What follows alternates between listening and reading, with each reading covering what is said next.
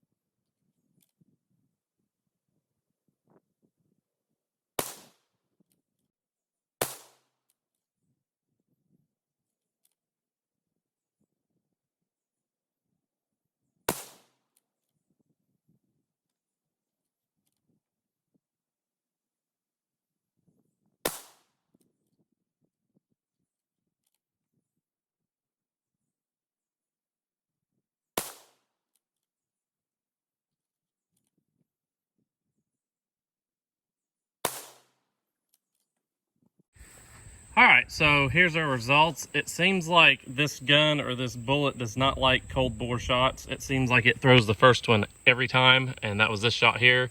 Our 4-shot group was .919, so that was just under an inch, and our 15 grains was 1.143.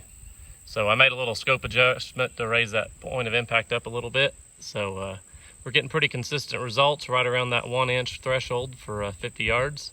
So what I think I want to do now is maybe we'll stretch it out to 100 yards and see if we can hit the steel. All right, so I've got the spotting scope here set up for 100 yards. It's a little shaky here, so if I can get the focus for you guys. We're gonna shoot 14 grains first at the left top dot, and then we'll shoot the 15 grains at the other side. So hopefully the wind, it's still a little breezy, it's still kind of sprinkling a little bit, won't shake this too much, but we'll send a few. I think I'll just keep my scope setting where it is. It seems to be just a little bit high at 50, so maybe that'll be right on at 100.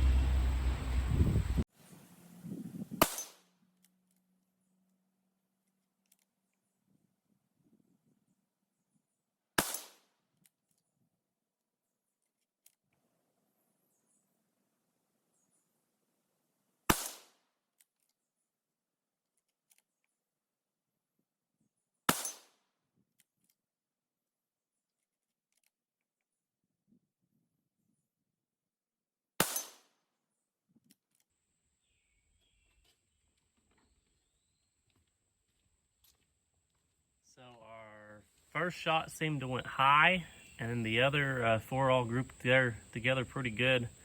We can take a tape measure out in a minute and measure it, but we're shooting about 1 MOA at 50 yards, so that should, no correction, we're shooting 2 MOA at 50 yards, so that should be about a 2-inch group at 100.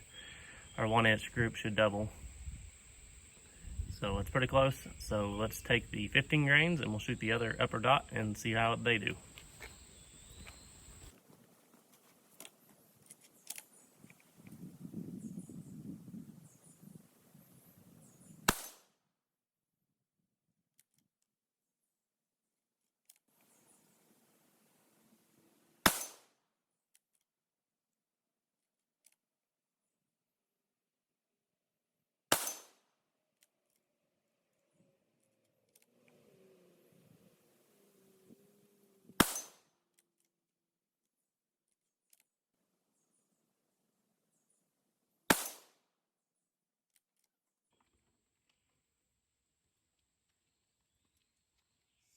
That group opened up just a little bit, but we'll walk down and take a look at it. All right, so here are our two 5-shot groups at 100 yards. Our first shot with 14 grains went here, and then our remaining 4 went here, and these 4 measure 2 3/4. And then our charge of 15 grains, our first shot went here, and then our remaining 4 went here, and we're looking at about 3 3/4 for this, and then just a little over 4 inches on the other. So it just seems like these really start opening up at 100 yards. Standard deviations have a little bit to do with that. This brass is a Barnes brass. I have 2 kinds of 300 Blackout brass, the Federal Champion brass and the Barnes. Seems like the Barnes is kind of a crappier brass. I have not had as much luck with it as compared to the Federal brass. The Barnes is a factory ammo that's been fired a few times, and then I bought the Federal Champion brass a few years ago. It was just bought as new brass.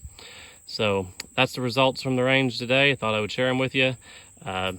I'm going to keep playing with these bullets and see if we can tighten these groups up at 100 yards. You know, we're right around that 1-inch group at 50, and, you know, we're doubling that a little bit more at 100, which is to be expected. So I think we can surely tighten these up a little bit. So that's all for today. Thanks for watching, and we'll catch you later.